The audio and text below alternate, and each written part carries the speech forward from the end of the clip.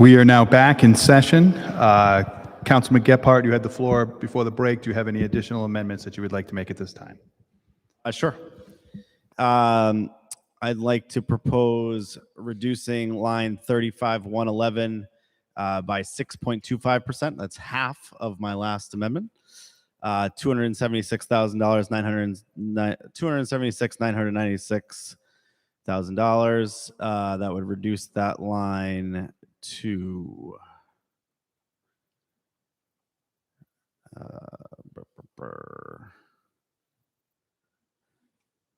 would reduce that line to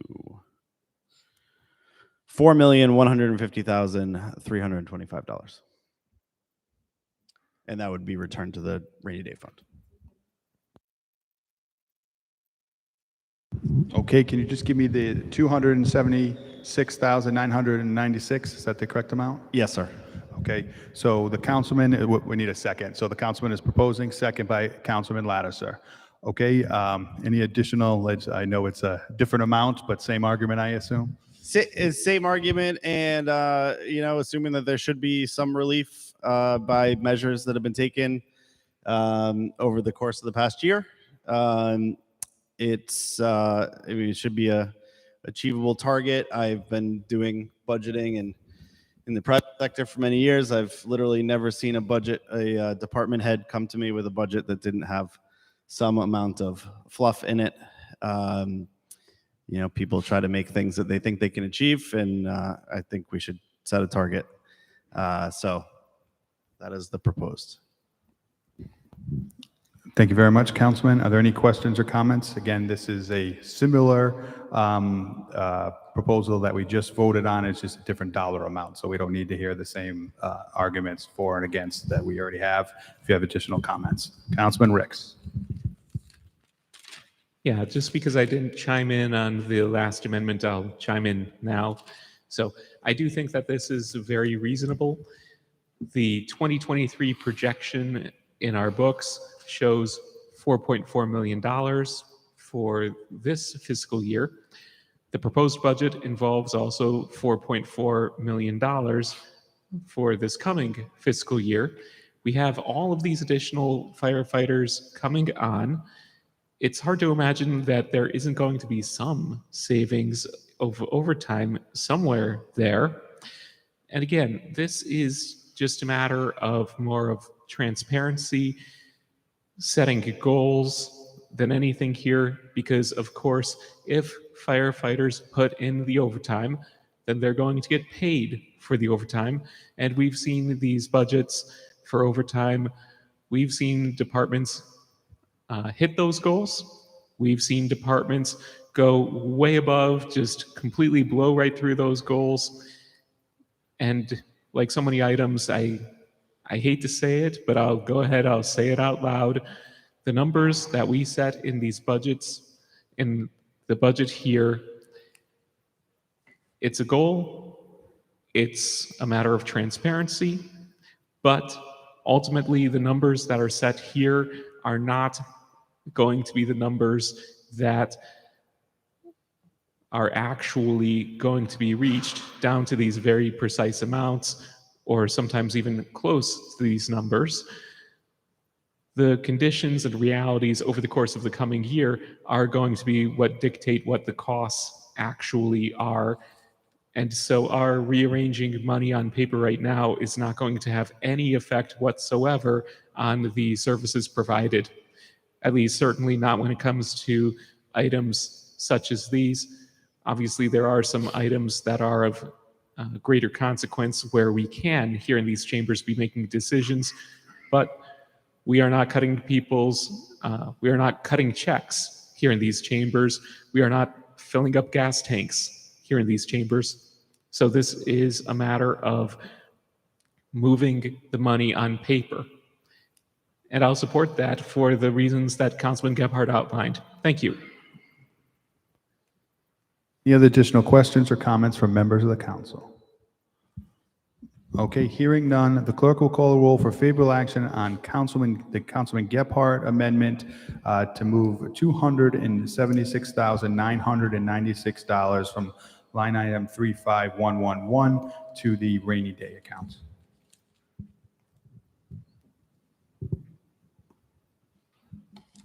Mr. McAllister? No. Mr. Foley? No. Mr. Gephardt? Yes. Mr. Howe? No. Mr. Lattiser? Yes. Mr. McElroy? No. Mr. Ricks? Yes. Mr. Sinapi? No. Ms. Travis? No. 3 yes, 6 no, amendment fails. Thank you. Councilman Gephardt. Okay. Any additional amendments that members of the council would like to make at this time? Councilman Lattiser.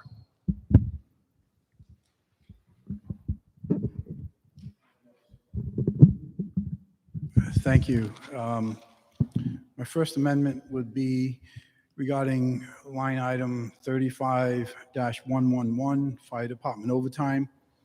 I would make a motion to reduce that overtime line item by $2 million.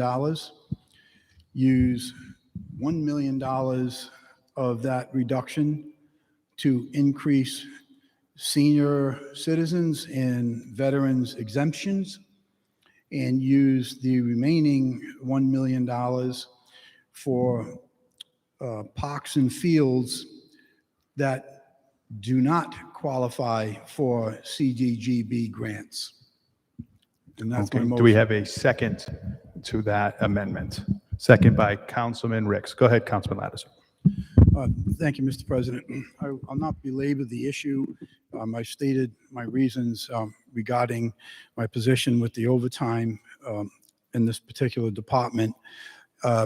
Also, I stated earlier about the need to increase exemptions for the seniors and for the veterans, disabled veterans, and a list of exemptions that we have. Also, I stated that Councilman Ricks has a committee going, and his obstacle is if you give it, you have to get it from somewhere else. I think the overtime is something that must and needs to be reined in with all the additional staffing. I don't feel that we should still be dealing with a $4 million plus overtime. The ball fields, the sports areas in the city, we had some people testify to it Monday evening that they need to get improved. I've received emails that they need to get improved. I have Del Judas Park is one particular area in my ward, and we don't fall under, that area doesn't fall under those grants. So unfortunately, no money is available to be able to do that. So for those reasons, that's what prompts me to propose this amendment. Thank you. Thank you. Questions or comments from members of the council? Councilman Sinapi. Just a request for information from the administration. My understanding of the senior exemptions is that if you qualify for it, you apply, you get it. I wasn't under the understanding that if the pot runs out, we do not provide the exemption, but I could be wrong. I do not know the details of exactly how the exemptions are given out, but I do want to say that my understanding of Councilman Lattiser's amendment is that what he is doing is reducing the tax rate in general to 100,031.00 and the revenue. So if he wants to take in $2 million less in tax revenue, that is changing your tax rate. That's how I would build that. Councilman Lattiser. So I'm not clear. First, let me speak to Councilman Sinapi's question. I have the list here of available personnel tax exemptions, and these exemptions, they're kind of like set. So you have the senior exemption is $415.20 for real estate. The veterans, $138. Veterans, 100% disabled, and it just goes on down the list. POW exemptions. These are the exemptions that I'm speaking to that have not been addressed in a good many years. And I understand that if you're going to increase those exemptions, that you have to have the money coming from somewheres. My point earlier on was that we always seem to find the money to do all of these other things. And for some reason, we can't seem to find the money to take care of, or I should say, to assist our seniors, our veterans, POWs, Gold Star parents, et cetera, the circuit breaker program. And they have not seen increases in a good many years in their exemptions. But yet they're asked to foot the bill for all of these increases, from salary increases to benefit increases to overtime, where they either on a fixed income, in some cases very limited income. And I just think that's unfair. I'm not quite sure what Director Proger's comment was about me drawing down revenue. I'm not drawing down revenue. What I'm doing is I'm reducing the overtime expense by $2 million. So I'm not sure if I misunderstood something there or not. We're going to have the solicitor weigh in. Councilman, the exemptions are not appearing as a line item, at least from my understanding, and they are subject to the ordinance that follows state law on those valuation exemptions. So I'm not sure we can actually address this effort in the manner you're proposing. So you're not sure, or we can't? I don't believe we can. I think that the ordinances spell out the value of the exemption for specifically section 7431 speaks to exemptions for persons age 65 and older, and it authorizes an amount not exceeding 12,000 of valuation of the real property owned. These are spelled out in the ordinances, and some of them are prescriptive based on what the state law says as to the value of what you can and can't do. So for those reasons, I would suggest that this amendment is out of order. So the sheet that I have here for the exemptions with the City of Warwick's letterhead, it stipulates all those dollar amount exemptions. So I'm not clear what you're speaking to when you say state. A point of order? These We're are, going to have the solicitor and Councilman Lattiser have the floor. these are Warwick exemptions, as I see by this document. I'm not sure what document you're looking at. If I'm happy to review it. What I'm saying is the ordinances spell out the summary sheet that you have. These are, I presume, taken from both the ordinances that we have as well as what state law tells us to. Specifically, you have cross-references here to, for example, the value of what someone who is blind can receive, and that's under Rhode Island General Law 44.312. What I'm suggesting is your effort to increase these would not actually increase anything, because we have to follow what the ordinances and the general laws of the state tell us of what those values can be. So the appropriate way to address the issue you're trying to do would be to change the policy where we have that leeway to do so, and that would be by filing an ordinance, not offering an amendment to the budget. A point of information relative to the motion. Excuse me. Councilman, would you, do you have done. any comment on that? Yes. So, obviously, I'm going to have to yield to the solicitor's suggestion, or advice, I should say.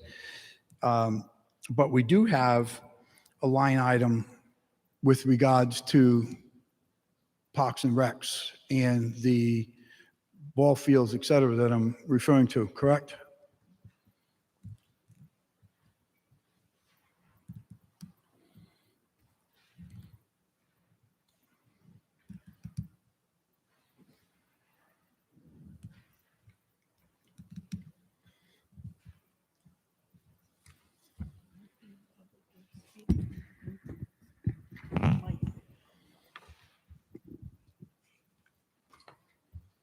So there's a couple of items, line items that it could fall under. One is field maintenance, et cetera. I know DPW takes care of some of that as well. What I'm referring to is not only the fields and the maintenance, I'm referring to the mulch, the benches, the swing sets, the slides, et cetera.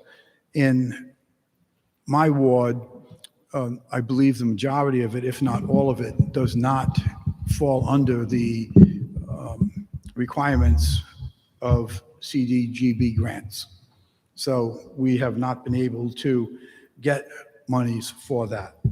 So I think what we should do is if you're gonna, we need to, you need to pull back your first amendment and then start over with what you're looking for. Okay, and in keeping in mind, he's about to pull I'll- this, so we I'll do not yield. need a long Mr. classification. President, I'll is yield to directly- comments from Councilman Ricks. All right, Councilman Rex. Thank you. There's really a very simple solution here. So I understand what has been said by the city treasurer and by our city council solicitor, that if Councilman Lattiser were proposing to enact this amendment as to the exemption by reducing the property tax revenue in line 100-03100, then it would not accomplish its purpose. But I do not believe that that is what Councilman Lattiser is actually intending to do. Instead, I believe that the way that Councilman Lattiser's intent could be expressed through this, through his original amendment as proposed here, would instead be to lower the tax collection rate, because effectively, we're not, effectively, an exemption is similar to money that is ultimately not being collected. Now, obviously, there are some distinctions here where exemptions have to be recognized, they have to be applied for, but the proper way to express that effect most effectively, I believe, would be to recognize that the money is something that would otherwise be taxable but not coming in. It's a little bit different when it would be a matter of new exemptions versus old exemptions, because the tax collection rate normally, if it's an existing exemption, that amount is already really baked into the budget and expectations. But one more little comment. I did second this motion for purpose of discussion, because I believe that it's a conversation that we should be having about factoring in a need to increase some of these exemptions that haven't been touched in as long as anyone can seem to remember. I haven't been able to get a date as the last time the exemption amounts have actually been changed as to some of these various exemptions. But I think that the amount of $2 million from that line of 35,111 is a bit beyond what I would be able to justify, unlike the earlier two amendments forwarded by Councilman Gebhardt, and it is a bit more than the amendment that I had also proposed. I think that close to cutting that line item in half, it's a little bit too far for me. And I do think that exemptions would be something generally better addressed through the process of the commission rather than something handled here as part of the budget hearings itself. So for those reasons, I would not intend to support this amendment at this time. Although I will say that Councilman Lattiser's goals of increasing funding for the fields and parks, and also the intent of increasing the ability and expressing an intent for the city to be able to increase some of these exemptions that simply have not been updated in ages is laudable and commendable. Thank you. Thank you. Councilman Lattiser, would you like to withdraw this? Yes, amendment? Mr. President. My current motion for an opportunity to present a different motion. Do we need? So ordered. Thank So, you. Councilman Lattiser. Going back to 35-11, given the conversations, I would propose an amendment of reducing the overtime on the fire department by $1 million and having that $1 million transferred or used, I should say, on the Parks and Recs for any of those locations that do not qualify for CDGB grants. And that would still be leaving over $3 million in overtime, in addition to the highest complement of all, in addition to Let's the get a $2 million second. that was already in the overtime. Oh, got it. Let's All get a right. second first. Second, go ahead. Okay. Thank you. So we got the second. Yep, so Councilman Lattiser. I don't need to repeat it all over again. Reduce that line item by 1 million. Currently, it still remains the highest overtime line item that we've seen. And in addition to that, there is by the chief's comments the other night, there's going to be a complement of 236 firefighters. And there is an additional $2 million in salaries in that line item as well. So, you know what? I don't see where you can have both. How can you have all of the additional staffing, an additional couple of $1 million in salaries, and still maintain the same overtime line item? It doesn't make sense. So it's time to get control on this, and also to provide a funding for areas that we've been unable to fund over the years. All right, Councilman, we do need a line item to put it in specifically, so. And while you're looking for that, Councilman Sinapi. So we've already had ample debate on removing OT from the fire department for various reasons. As such, I call the question. Okay, I do think we need to have a particular line item to do the full I'll thing, have it correct? for you in 1 minute. Yep.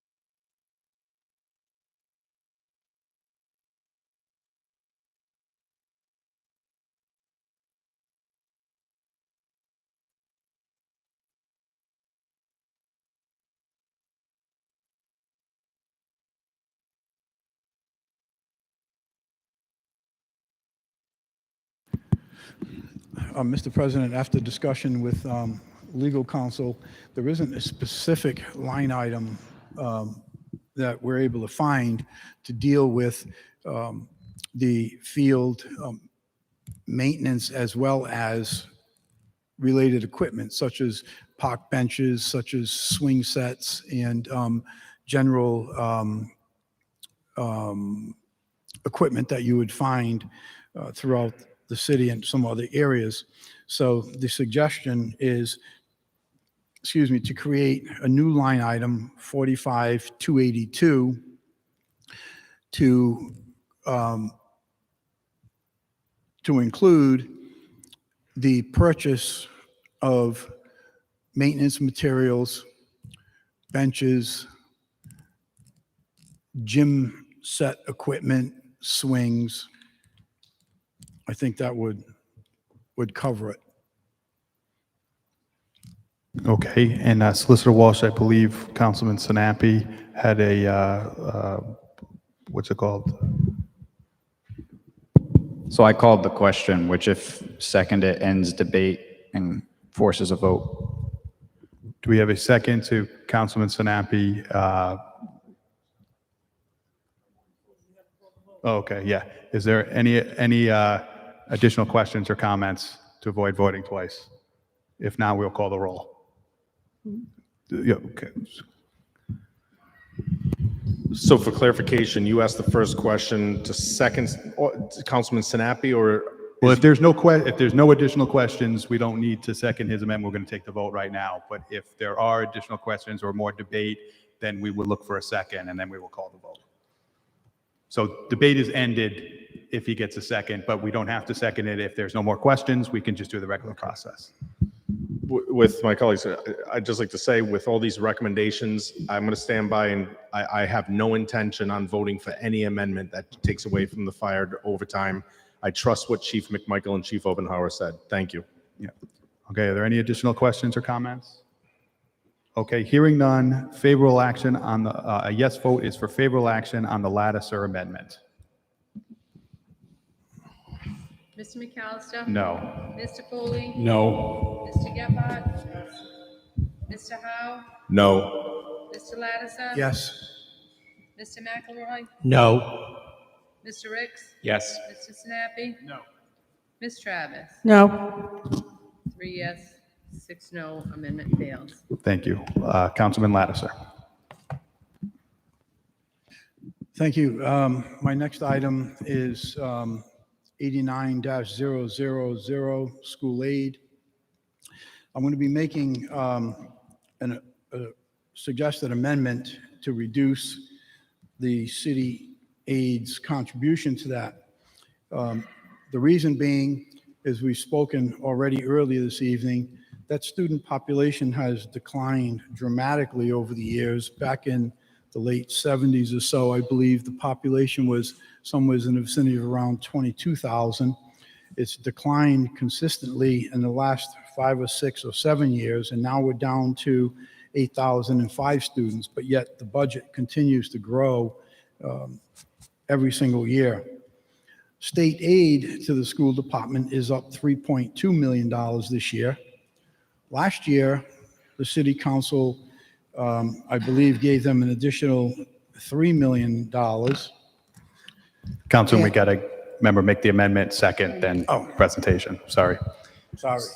So what's the amendment, the dollar amount? Okay, the amendment, it will be to reduce line 89-000 by $2 million. Okay, do we have a second to that? Second by Councilman Ricks. Go ahead, Councilman Lattiser. Thank you.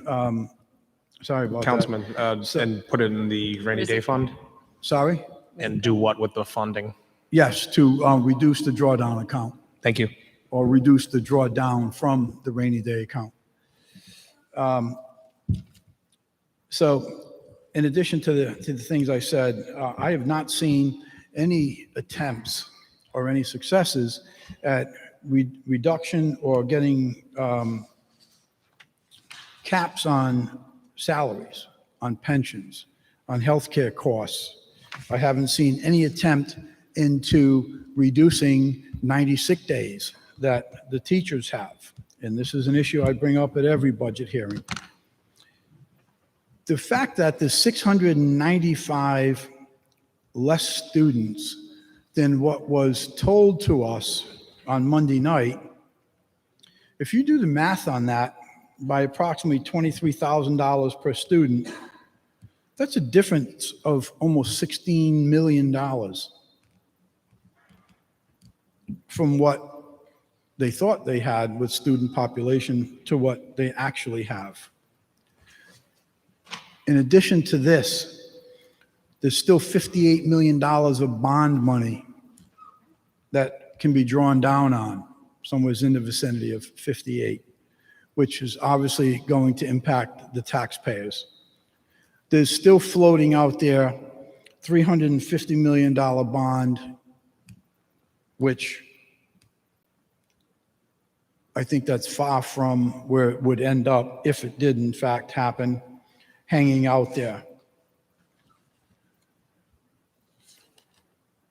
These costs, these increased in costs, again, are being borne by all of the taxpayers.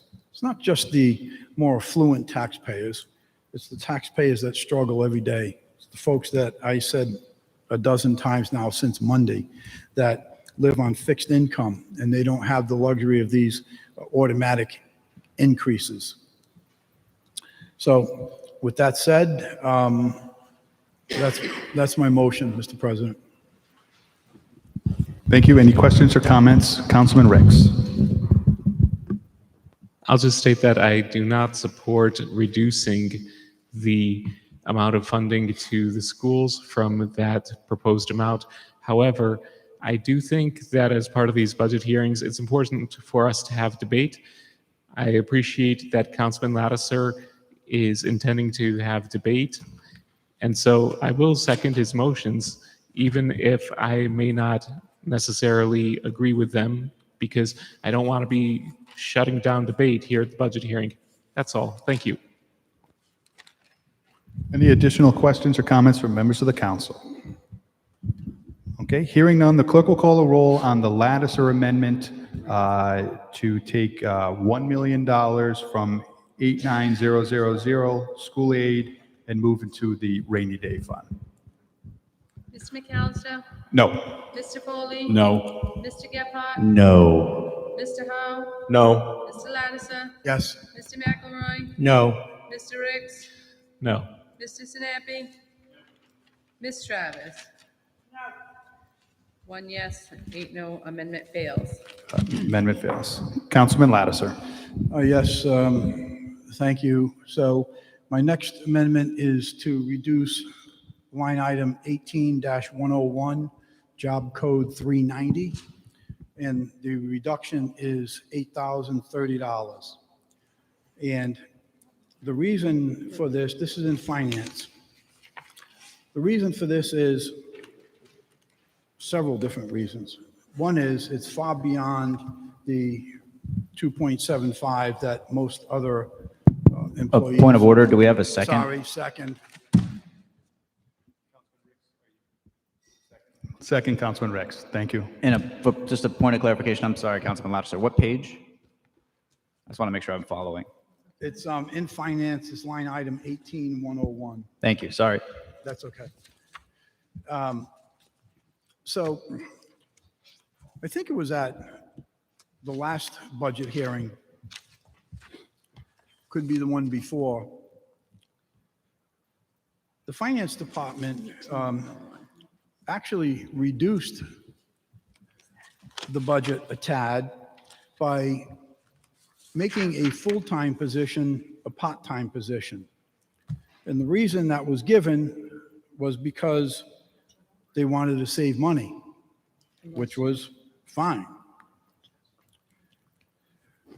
Monday night, during the hearing, I was questioning about this increase, and it was stated that we needed to increase that salary, which, by the way, is a 9% increase on the salary, because the finance director position in Warwick ranks 11 in the state. And we need to increase this ranking to 5 or perhaps 4, so that when this position becomes vacant, there'll be money there to entice a new person into this position. I can't agree with that, because you don't increase a salary because you want to have the ability to, in the future sometime, offer someone more money for the position. I think that's something that can be done at the direction of the administration. So with that said, the salary currently is $128,438. At a 2.75% increase, that increases it to $131,970, not $140. And for all the reasons I stated earlier about all the folks in this city who have got to get by day, paycheck to paycheck, no increases in their income structures, I am making the amendment to reduce this salary line item to fall in line with the other employees' contractual requirements, and reduce that line item by $8,030, and also use that to reduce the drawdown on the rainy day account. Comments or questions from members of the council? Councilman Sinapi. So the administration would know better than I on this, but I had assumed that the increase was also in part due to the director's performance and ongoing commitment, because it's not really a surprise to anyone that where we were prior to the mayor and Peter coming on versus where we are now are very different. Like, there's a reason we were able to go all those years without a tax increase. And it wasn't just because someone was playing hide the ball, because they weren't. Instead, they streamlined everything across the board, and in no small part thanks to Peter. So I thought the increase was in part a reflection of that. It was Peter presenting it, so I didn't really expect him to get up there and brag about it. So I assumed that was why it wasn't outright stated, but I could be wrong.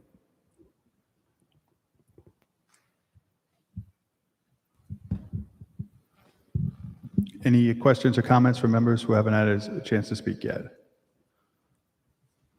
Councilman Lasser. Thank you, Mr. President. So with all due respect to Councilman Sinapi, I'm sure that the list is endless of the employees that we have in the city who go and beyond, above and beyond every day, that excel in their positions. I'm sure that we've had and continue to have many employees that accept the job with the city, given the salaries, given the benefits, the hours, the expectations, the requirements, et cetera. And they also have their bargaining groups which negotiate these salary increases for them. And this is known to all employees going in to this job. And as a matter of fact, it's the same in many other entities.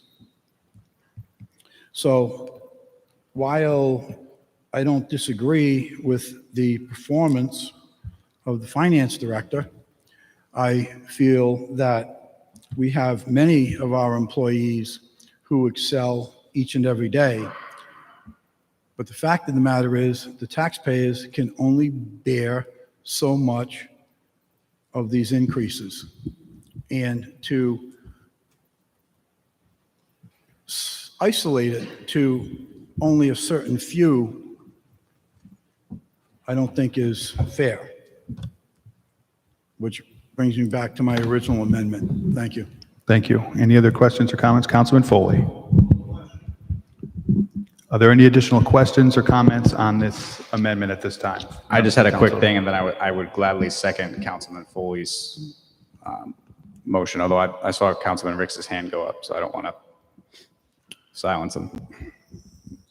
Well, do we have a second on the motion to call the previous question? Is there a second to that? Second by Councilman Howe. So we call the vote.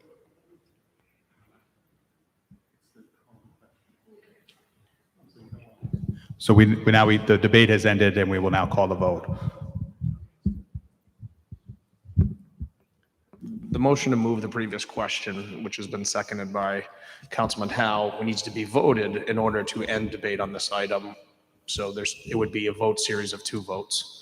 So yes, the first action is a motion to move the previous question, which would be a vote in favor would be ending the debate. A vote against would be allowing for the continuance of the debate. If the vote is successful, there will be an immediate consideration of the amendment with no further discussion. What he said. So we're going to vote on right now to end the debate. So a yes vote is to end the debate on this. The clerk will call the roll.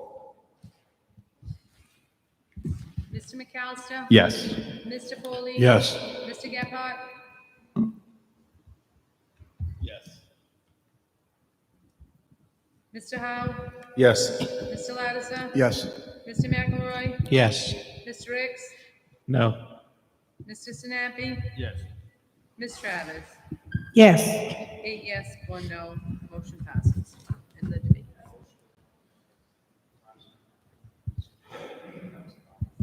Okay. So now the clerk will call the roll on the Lattiser amendment to change 18101, $8,030 and move it to the rainy day fund. A yes vote is in support of the Lattiser amendment. The clerk will call the roll. Mr. McAllister? No. Mr. Foley? No. Mr. Gephardt? No. Mr. Howe? No. Mr. Lattiser? Yes. Mr. McElroy? No. Mr. Ricks? Yes. Mr. Sinapi? No. Ms. Travis? No. 2 yes, 7 no, amendment fails.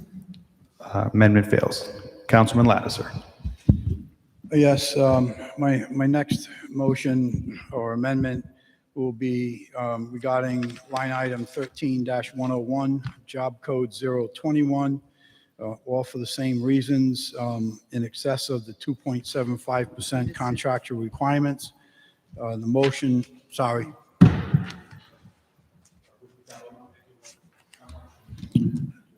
To reduce line item 13-101 by $12,215. $12,215 and move to the general fund? Yes. Okay, do we have a second? Second by Councilman Ricks. Go ahead, Councilman Lattiser. So the salary was $42,020, 2.75% increase brings it to $43,176. The proposed budget is $55,390.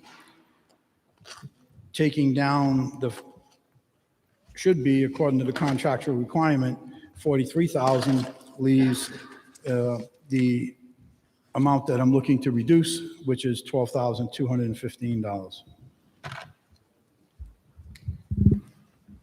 I would also add, too, that as I recall, when I spoke about this Monday evening, Director Praja had stated that there was the possibility that there was an error in that line item, and I have not received any updates on that as to whether there was an error in there or not. So with that said, that's my motion. Councilman Howe. Mr. President, could you tell us the page in the code again, please? I believe it's page 12, 15101. 13-101. 13101. Oh, yes. 13101 reduced by $12,215 to move to the general fund. Thank you, Mr. President. Administration, do you have any thoughts or comments on this? Yes, because it was put out there by the Councilman Lattiser fan club, this is my daughter. She was inadvertently given a longevity raise, which she's not entitled to. She was never going to get it. Personnel saw her length of service to the city, which is close to 7 years or whatever it is, but she had worked in a non-union position before that, therefore she was not entitled to it. The mistake was found. The city clerk had listed it correctly. Most directors don't know when their employees are getting raises. Lynn submitted the budget to me. Personnel corrected it. They thought they were doing it correctly. But she's kind of an outlier because we don't have that many that come out of the union. The animal shelter is a full-time job within non-union positions. So you can take it away, you can put it in the general fund, you can leave it there, because all these personal line items you see is not what you're going to see at the end of the year. People move in and out of these jobs. It changes frequently. They qualify for, we don't know. There could be somebody in there with longevity. They leave. Somebody comes in that does not have longevity. It's at a different step. So you can, there's a little bit of money, you could move it, but it's going to be used somewhere else. My suggestion would be to leave it in there, because Lynn's staff is going to change, and anyone can do a public records request every 2 weeks to see if my daughter got a raise or not. Thank you. Thank you, Mayor. Any questions or comments that from individuals that hadn't had a chance to speak yet? Councilman Ricks. I think that the mayor makes a good point here. The staff, it moves in and out. I think that as a general matter, we should make sure that the budget is transparent and best reflecting what those salaries are at the present time, what we expect any changes in the salaries to be coming up throughout the year. But here we would just be moving the money on paper, and really we don't know if those salaries are going to come in $10,000 more or $10,000 less for things that have nothing to do with what we're doing here tonight, and then simply shifting the money to the general fund on paper is not really going to accomplish, in my opinion, the an intended goal with the objectives that we're trying to reach. I will, of course, second Councilman Lattiser's motions, as I think that it is good to have transparency and it is good to have debate here at the budget hearings. That's all. Thank you. Any other questions or comments on the Lattiser amendment? Councilman Sinapi. If I recall correctly from the debate on Monday, or rather from the presentations on Monday and the questions, this is no different than a number of other departments. The fact that the mayor's daughter happens to be in this one isn't determinative for me. And so it doesn't really change the fact that it's the same situation as elsewhere. We're not moving to change it elsewhere. I don't see any reason to single someone out because of their familial relationship. So I'd call the question. Is there any other questions or comments on this? Hearing none, then we can just call the vote. So favorable action on, yes vote will be for favorable action on 13101, reducing it by $12,215 and moving to the general fund. This is a Lattiser amendment, so a yes vote is to support the Lattiser amendment. The clerk will call the roll. Ms. McAllister? No. Mr. Foley? No. Mr. Gephardt? You say no? I can't hear him. Okay. Mr. Howe? No. Mr. Lattiser? Yes. Mr. McElroy? No. Mr. Ricks? No. Mr. Snappy? No. Ms. Travis? No. 1 yes, 8 no, amendment fails. Councilman Lattiser. Mr. President, I'm done. Obviously, there's no sense in moving anything additional. Thank you. Thank you. I have two amendments to make, to propose, and I will be looking for someone to move and second those for me. This is on behalf of the administration, and it would be to move from line item 18400, which is the finance contingency, $15,000, and then to move that $15,000 to 47799, which is the senior center miss capital line item. And moved by Councilman McElroy, second by Councilman Ricks and Councilman Howe. Mayor Pocosi. It's very simple. The $15,000 that we took out of that missing part of their revenue budget, that wouldn't be in their budget. And they have a very tight budget there. So I just want to replenish that. So the senior citizen, they probably use that for functions and things like that. So I just want to make sure they're not short. Thank you. Okay. Any questions on this amendment? We'll call it the Picozzi amendment.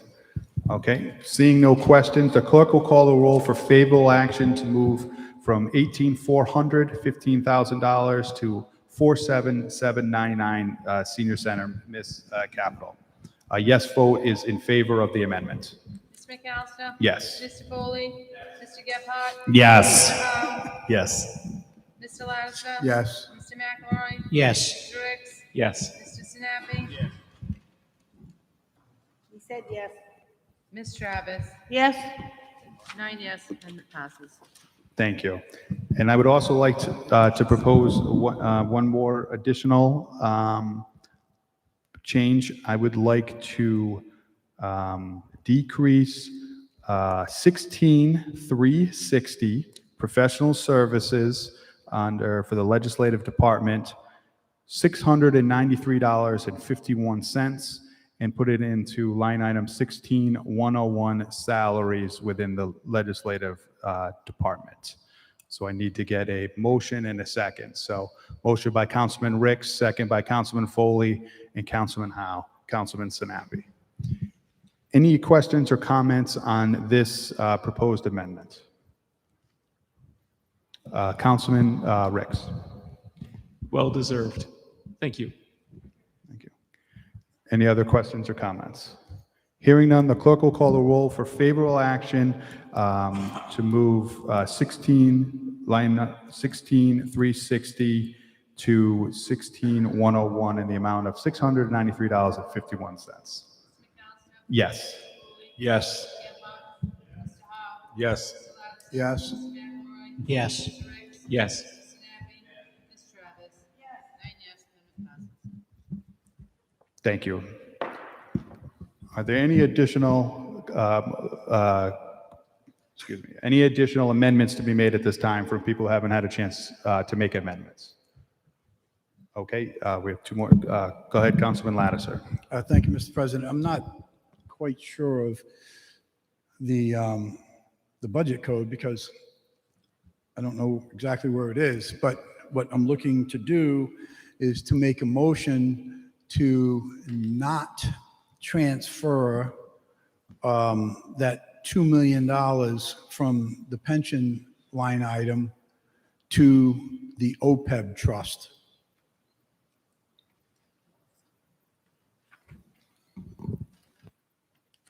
Okay, we just need to locate the numbers to make the amendment. And then we'll get a second, then discussion.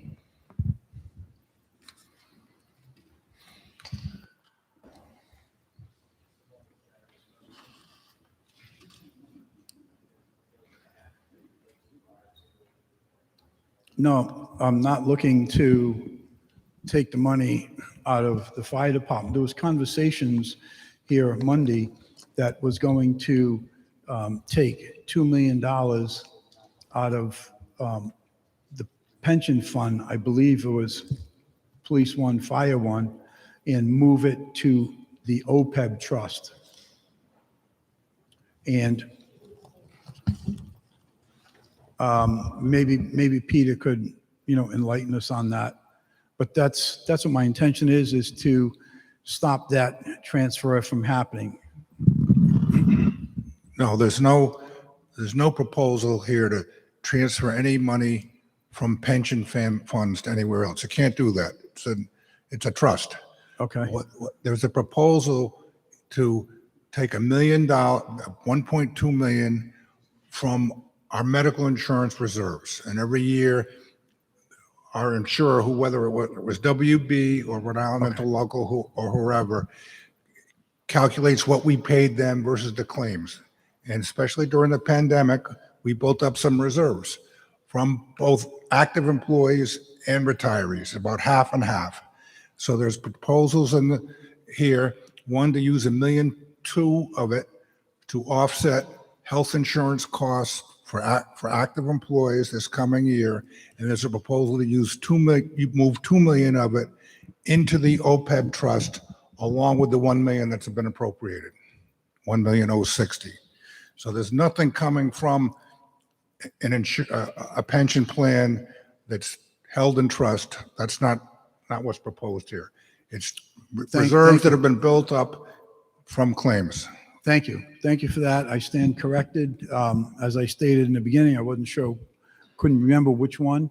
But having said that, I still object to taking the monies from the healthcare plan and moving it into OPEB. And a perfect example is how this changes. We got to get a motion and a second Motion, first. oh my But God. we got to know the line item, so we can't just, we got to know where it's coming from and where you would like to put it. So if I may ask Director Schaefer, which line item would the 2 million in healthcare monies be coming from to shift into OPEB? Because I don't see it here. You know, it's part of the mayor's message. We've never recorded, and we can go to the audit report and you'll see the $8.6 million in the audit report that's built up over a number of years. But it's not an appropriation account. I've talked to our audit firm, and she didn't believe that there's any problem with doing it by management representation,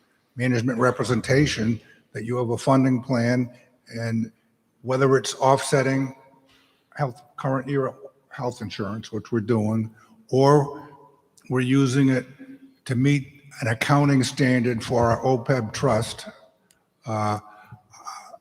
There is no appropriation line item that I can refer you to. It's management's representation in the mayor's budget message.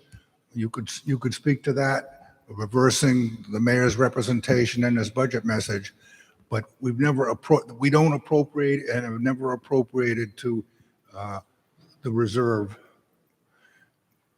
Okay, so that would, I suppose if you wanted to make a motion, you could make it to move it to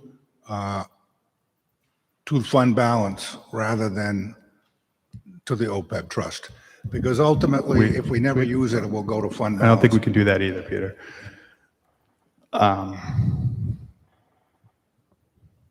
so to do that, to move 2 million from one area into OPEB, that does not require council approval?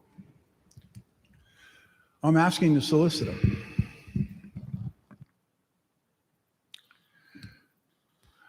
I would just make one comment that they're both health insurance associated. It's not for another purpose. It happens to be strictly for retirees if it goes into the OPEB trust, and it's strictly for active employees if it goes into our offsetting our health insurance costs. But Director, I understand what you're saying. I'm not disputing that. My concern with doing this, My concern is we need to be able to make a motion and have a second. We can't have an open debate on this at this time. There's going to be ordinances and stuff like that. So we need to have a line item that we were going to move in, that you're proposing to move into another line item or to increase, decrease. We need to have a motion and a second. Am I correct, Solicitor Walsh? It appears some of the conversation you're looking to have is on a docketed matter that will potentially be before the council in one of the upcoming meetings. And I think it's more germane to that discussion because the money can't flow without certain authorities granted in that way. So it would be moot at this time, or it'd be premature at this time to have that discussion.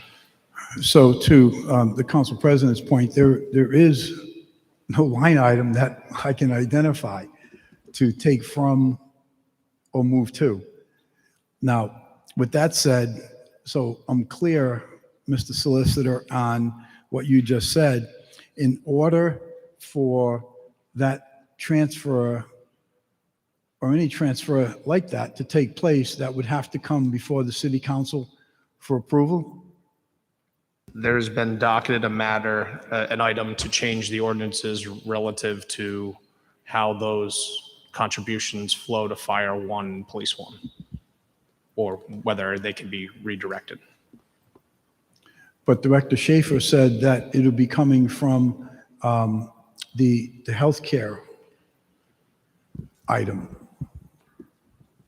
My question is that something that is required to come before the city council or not? If it's not, then we can end the conversation. There is no line item for me to speak to. Defer to the treasurer. Councilman Lattiser, the $2 million from the $2 million that we can take from our previous healthcare reserve is disclosed in the budget message. It is a reserved, restricted fund in our financial statements, and we have the approval of the audit firm in order to use this to fund OPEB. Before you in Department 85 is a $1 million budget from the general fund to go to OPEB trust, and you can vote on that at the moment.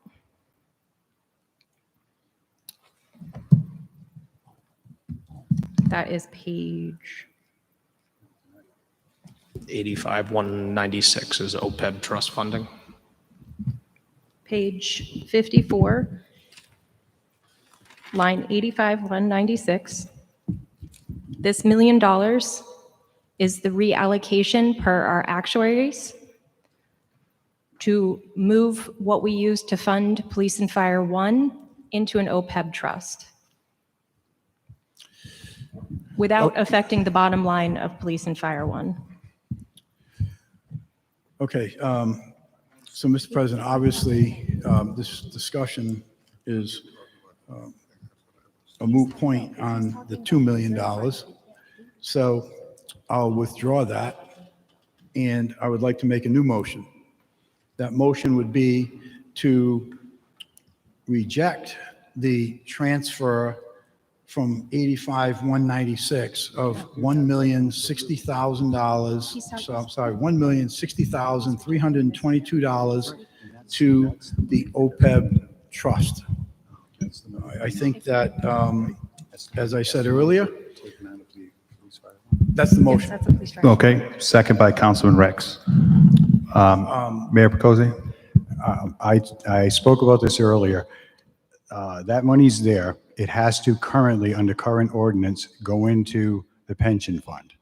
We can't put it in the OPEB trust fund without an act of this council. So that has to come here in the future. We can't make the money disappear. It's there. Currently, under ordinance, we have to put it in Police Fire 1 now. Our intention is to come to you in the future, at a future meeting, and ask you to amend that ordinance to allow us to put it in the OPEB fund. So it can't be done. There can't be no action of the council on it tonight. It's a change of ordinance. But it's in the budget. It has to stay there. Currently, as I said, it has to go to Police Pension 1, Police Fire 1. So I'm looking in the general fund here. Isn't line 85-196 being reduced by $1,060,322 and going over to OPEB? Peterson.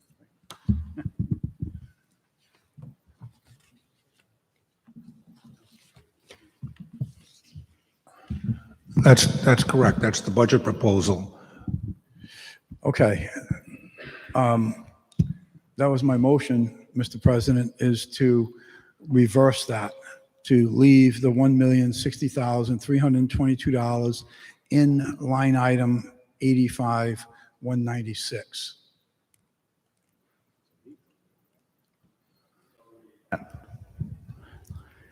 $85,196 is the OPEB trust fund.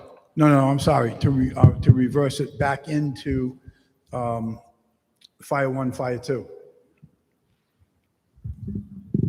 Okay, which is 85,172 and 85,173. 174, 85,176, yep, Fire 2. I believe what we're talking about is 85,174. I understand, not, the police 2 and fire 2 plans are not affected by this one way or the other, so.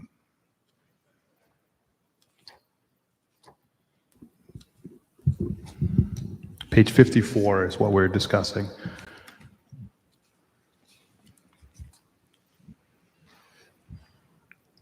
So Councilman, you want to move 85,196 to 85,174.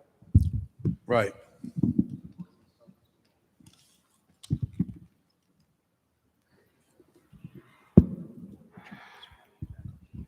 Yes, correct, exactly.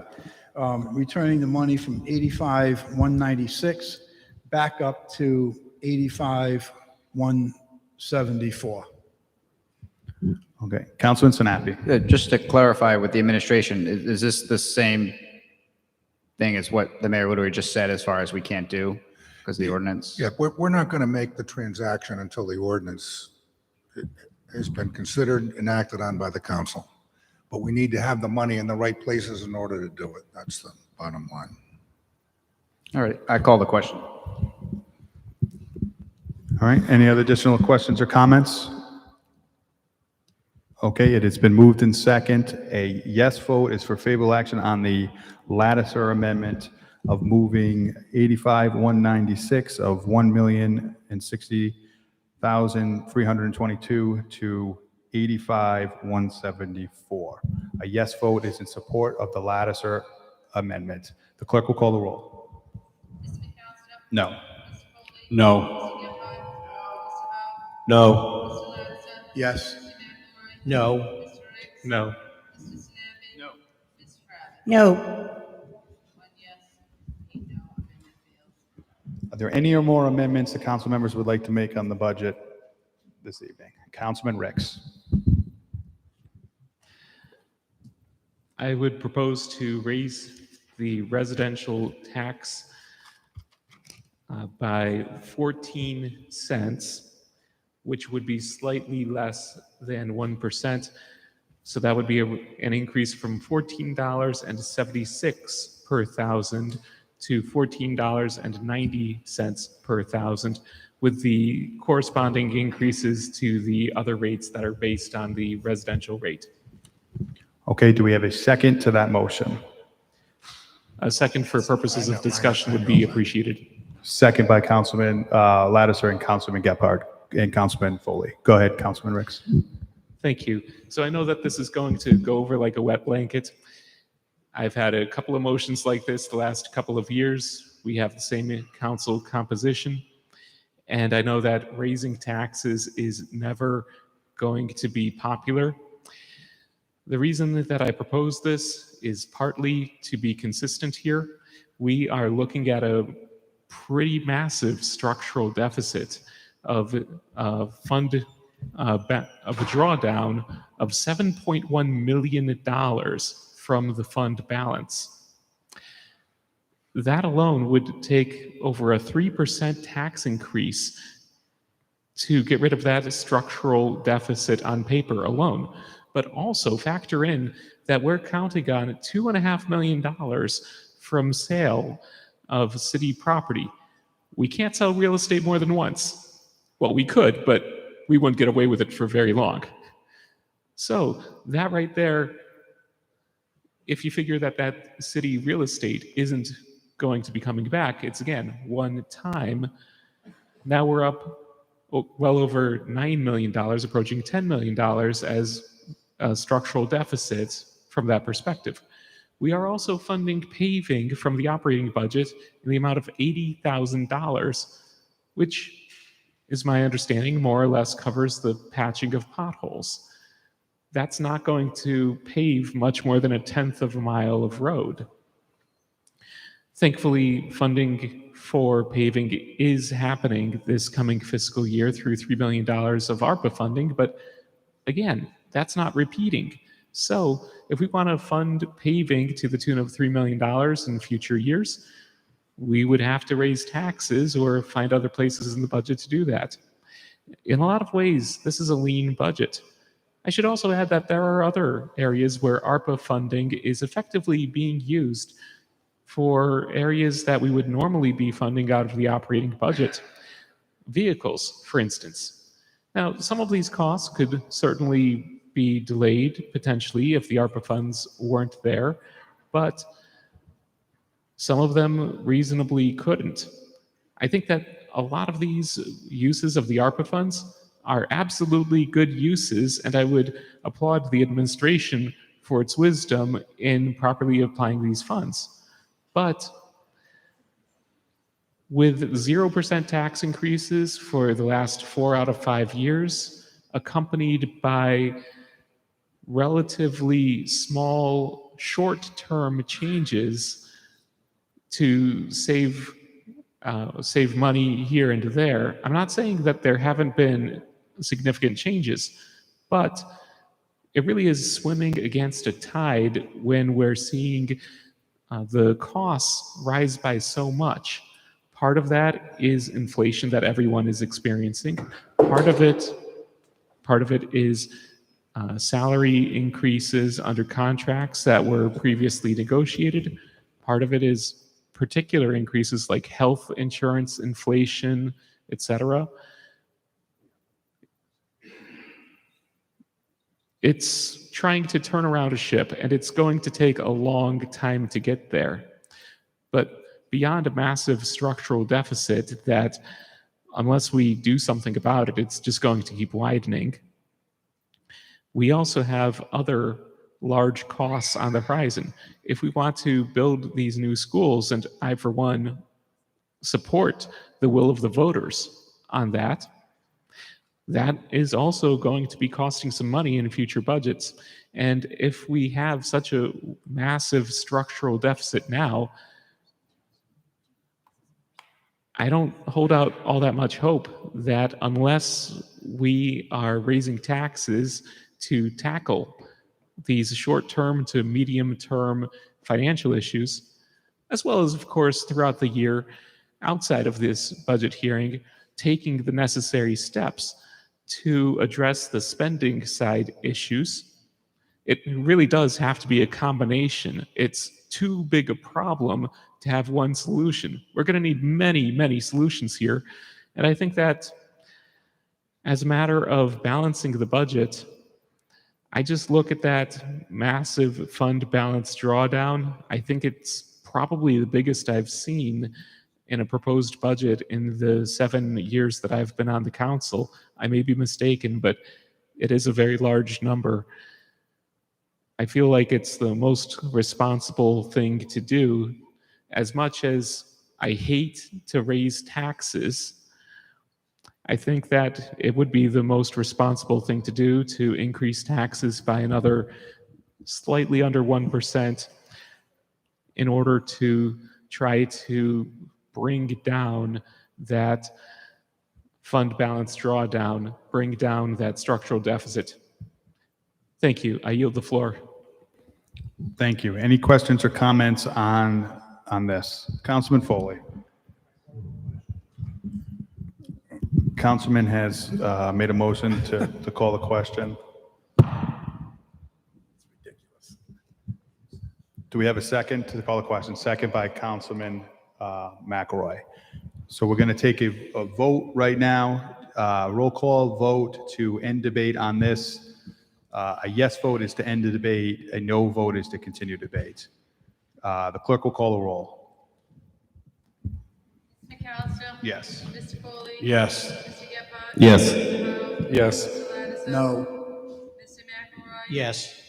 Mr. Ricks? No. Mr. Sinapi? Yes. Ms. Travis? Yes. 7 yes, 2 no. Okay, Councilman Ricks has made a motion. It has been seconded. So the amendment we are going to have a roll call vote on right now is to raise the residential tax rate from $14.76 to $14.90. Yes vote is to support Councilman Ricks's amendment. The clerk will call the roll. Mr. McAllister? No. Mr. Foley? No. Mr. Gephardt? Yes. Mr. Howe? No. Mr. Lattiser? No. Mr. McElroy? No. Mr. Ricks? Yes. Mr. Sinapi? No. Ms. Travis? No. 2 yes, 7 no, amendment fails. Thank you. Anyone else hasn't had a chance to speak yet? Councilman Foley. I make a motion on favorable action on PCR 57-23. Second by Councilman Howe and Councilman McElroy. Any questions or comments on this time on PCR 57-23? Any questions or comments? Councilman Sinapi. This is just to verify we're voting favorable action potentially as amended, right? Yes, as amendment, this is the budget vote. The budget as amended. Any additional questions or comments on the budget, Councilman Sinapi? Councilman Lattiser. Yes, thank you, Mr. President. I just want to confirm what we are voting on now will be for the yay or nay on the amended budget as proposed. Thank you. Okay, hearing no more, the clerk will call the roll for favorable action as the amended of PCR 57-23. Mr. McAllister? Yes. Mr. Foley? Yes. Mr. Gephardt? Yes. Mr. Howe? Yes. Mr. Lattiser? No. Mr. McElroy? Yes. Mr. Ricks? No. Mr. Sinapi? Yes. Ms. Travis? Yes. 7 yes, 2 no, motion passes as amended.